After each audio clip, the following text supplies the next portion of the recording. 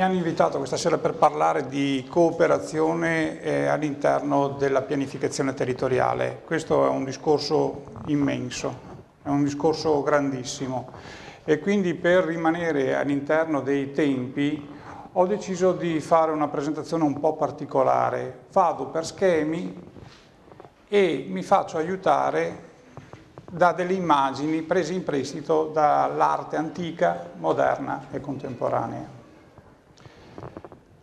Ad esempio, cooperare in qualche modo significa farsi dare una mano, però in questo caso significa molto di più. Se l'Onnipotente nel momento della decisione massima chiede una mano, significa che cooperare lo possiamo fare tutti quanti, perché non dobbiamo vergognarci a cooperare. Prego Erika.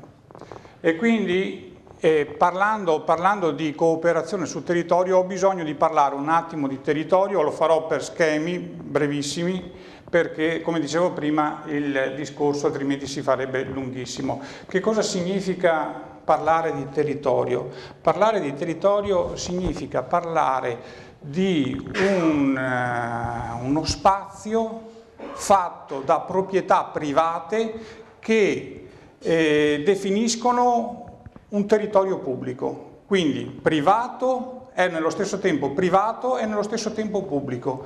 Quindi cooperare significa cercare l'equilibrio. Cercare l'equilibrio, ma è un equilibrio fragilissimo, quindi spostare i pesi di un attimo significa modificare la struttura. Questo mobile di Calder è un equilibrio trovato, però questo mobile, se solo un alito di vento lo colpisce, questa struttura, questa scultura si modifica, cambia. Quindi cooperare per gestire l'equilibrio del territorio. Il territorio è la casa di tutti, è la casa nostra, è la casa della nostra impresa, è la casa di tutti quanti, però nel territorio ci troviamo tutti quanti. Qui sono andato a farmi dare una mano da Catalan, il quale nella sua scacchiera, dove ogni quadrettino potrebbe essere la proprietà privata e tutti quanti assieme abbiamo la proprietà pubblica, in questo quadrettino però si gioca una partita del bene contro il male. Quindi troviamo nello stesso momento Madre Teresa di Calcutta, ma troviamo Hitler, troviamo Crudelia de Monde, ma troviamo Rasputin, troviamo l'albero del bene e del male. Quindi cosa significa? Significa che cooperare per la gestione del territorio è un dovere e un diritto, un dovere per i nostri figli e un diritto per noi per tenere l'equilibrio tra la proprietà privata e la proprietà pubblica. Però, diciamo, questo equilibrio va gestito dalle amministrazioni.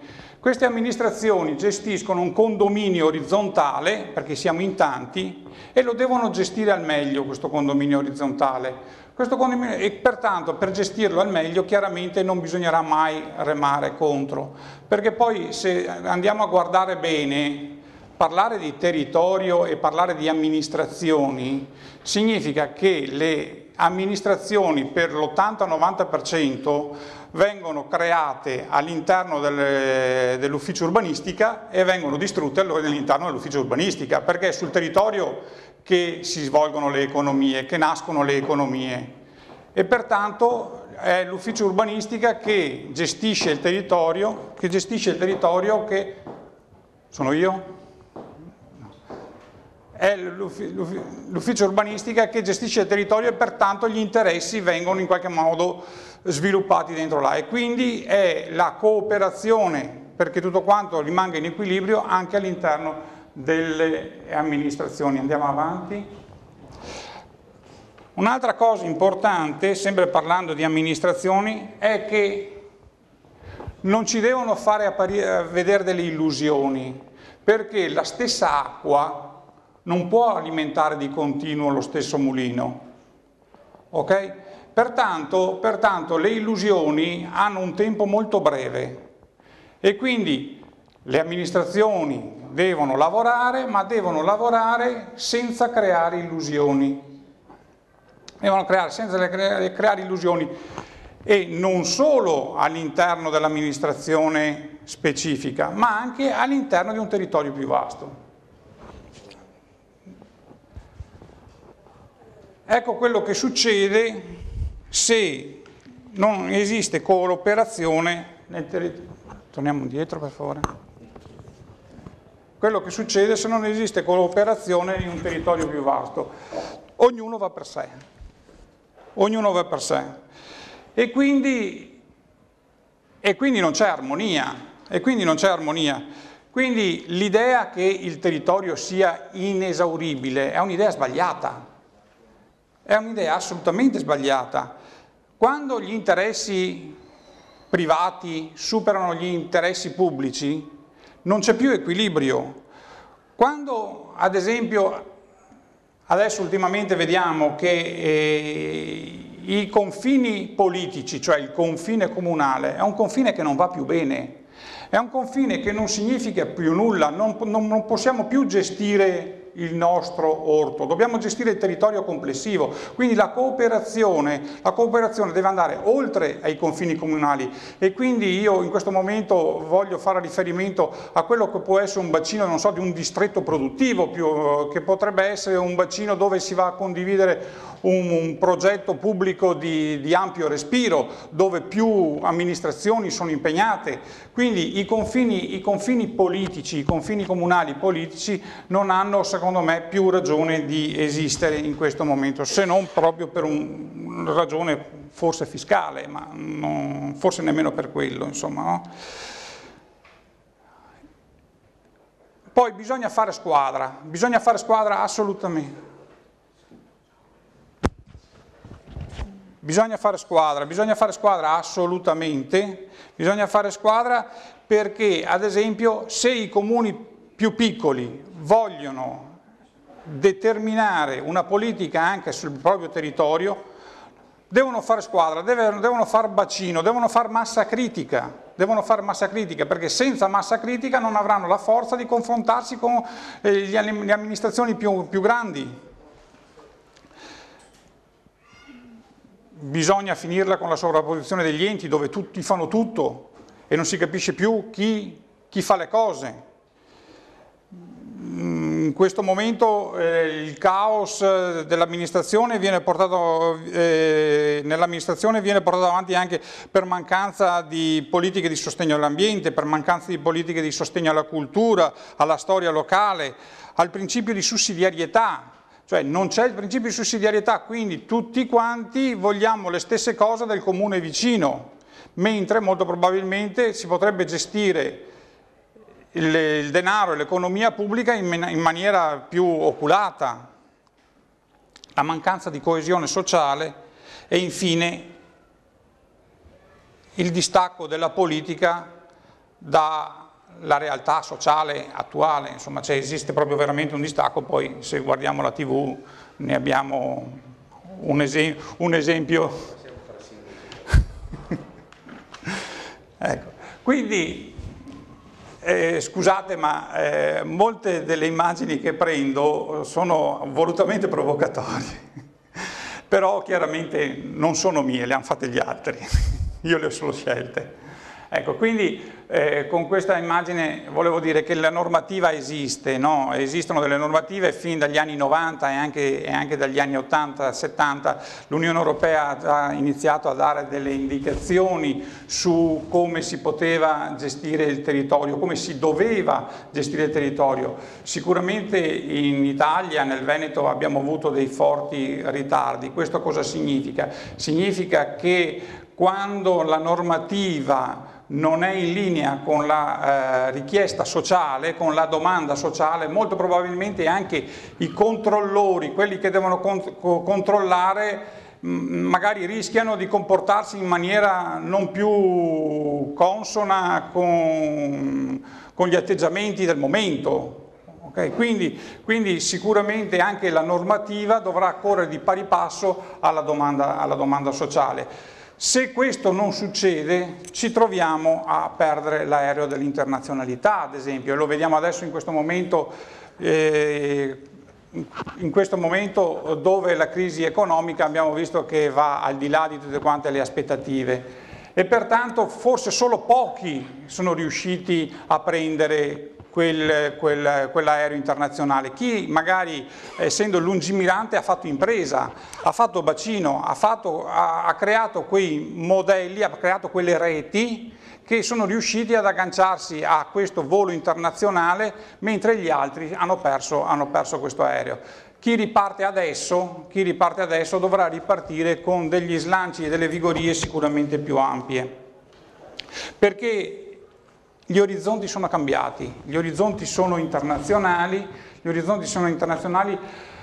Alighiero Boetti se ne è accorto molto tempo fa, e chi deve partire adesso deve chiaramente mettere in campo le eccellenze dei territori. Le eccellenze significa le eccellenze del gusto, le eccellenze del territorio, le qualità del territorio, perché tutti quanti i nostri territori sono tutti quanti differenti, per fortuna.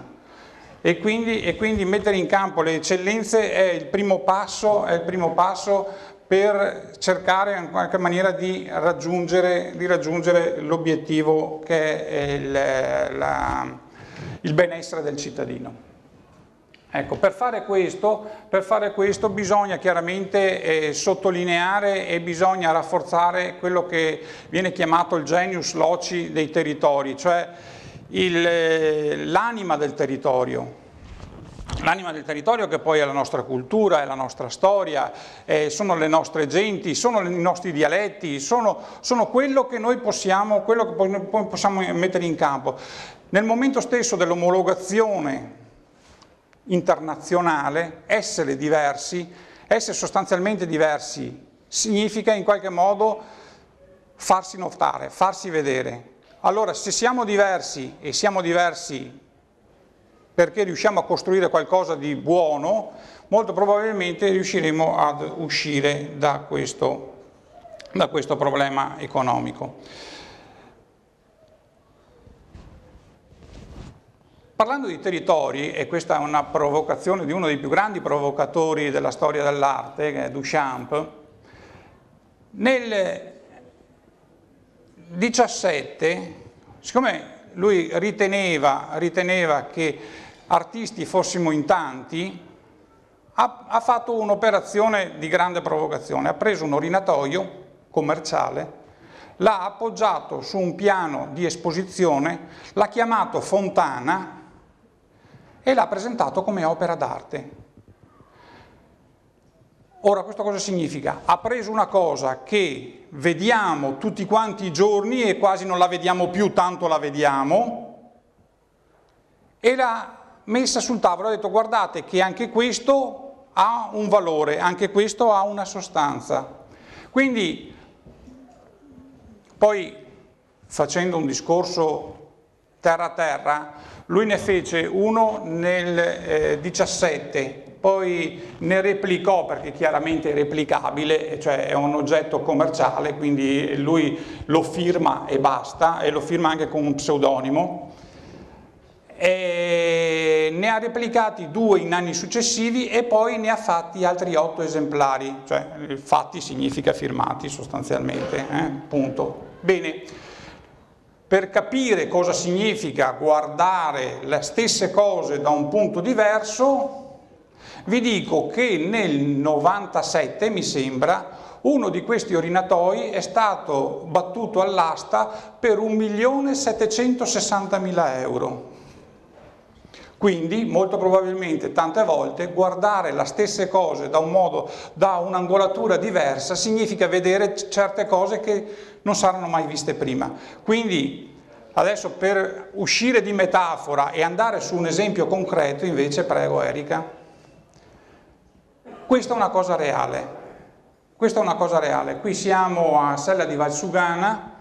Sella di Valsugana è un posto bellissimo, ce l'abbiamo qui a un centinaio di chilometri, ed era un posto che fuori dai normali itinerari turistici. E un giorno un gruppo che ha deciso di collaborare tra di loro si è inventato un museo a cielo aperto. Questa è un'opera di Giuliano Mauri, che è la cattedrale vegetale, che basta andare a vedere per capire che è la cattedrale più gotica del mondo. Però è difficile rappresentarla da un'immagine, bisogna andare a Sella di Valsugana per vederla. Vi consiglio un giro a Sella di Valsugana perché oltre alla cattedrale vegetale c'è un vero e proprio museo a cielo aperto che potete visitare con gli scarponi da montagna.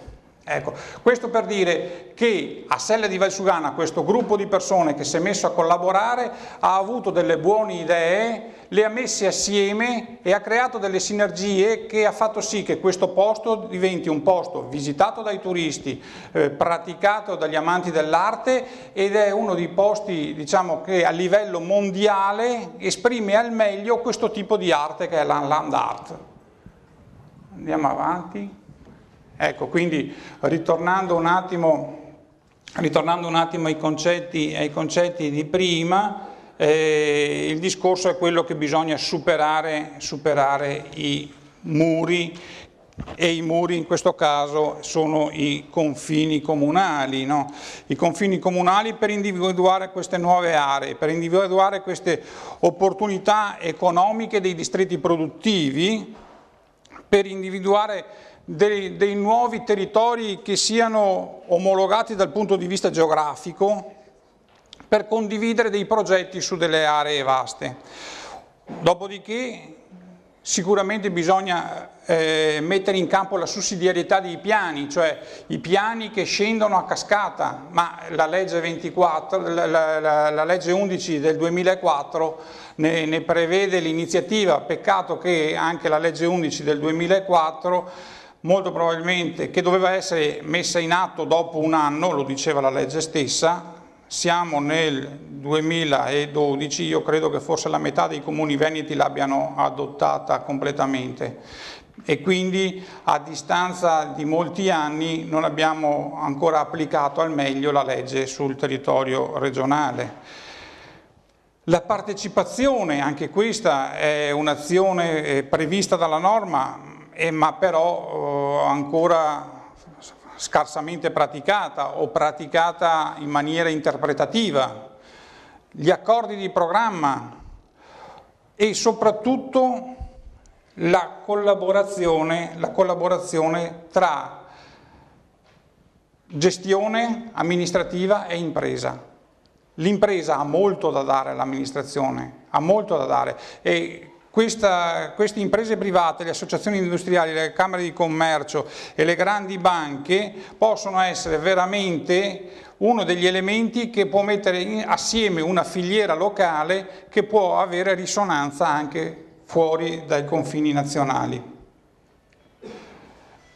Quindi da questo, cioè nella gestione del territorio significa collaborare, significa in qualche maniera fare massa critica, cioè mettere assieme un gruppo di persone, un gruppo di cittadini che proprio perché un gruppo diventano forti sul territorio, diventano forti a livelli internazionali. Quindi per condividere azioni comuni nel bacino di intervento, progettare un assetto organizzativo volto al potenziamento di funzioni e di servizi, progettare strutture di interesse generale che siano in qualche maniera proporzionate al territorio, perché in questo momento magari possiamo trovare 2 o 3 comuni piccoli che tutti e 3 hanno la palestra, però la palestra lavora 2 giorni alla settimana, mentre molto probabilmente avere una palestra che lavora tutti quanti i giorni significava avere più soldi per fare investimenti da altre parti. Tutte le aree salvaguardare soprattutto i valori storici, le risorse naturali e i paesaggi, perché quella è la nostra forza del territorio italiano. Quindi vado a finire. Quindi cooperare che cosa significa? Innanzitutto cooperare perché? Cooperare per noi. Cooperare per gli cittadini, quindi è il cittadino che è l'obiettivo finale. Quindi le nuove politiche devono essere basate sul cittadino, sull'elemento da salvaguardare, perché è irrinunciabile all'interno del gruppo, perché è lui che fa il gruppo, è il cittadino singolo che fa il gruppo. L'unione dei comuni per evitare il sopravvento dei comuni più grandi, cioè chiaramente il piccolo comune che si trova a discutere con comuni molto più grandi ha poca voce in capitolo, però molti piccoli comuni messi assieme, facendo una massa critica sufficiente, può dialogare anche con i comuni più grandi e ognuno deve portare a casa il suo praticamente. Programmare attraverso il principio di sussidiarietà, a rapportarsi con gli enti sovracomunali per quel famoso discorso del progetto condiviso. Le sinergie che abbiamo già detto prima tra enti pubblici e enti privati e le sinergie progettuali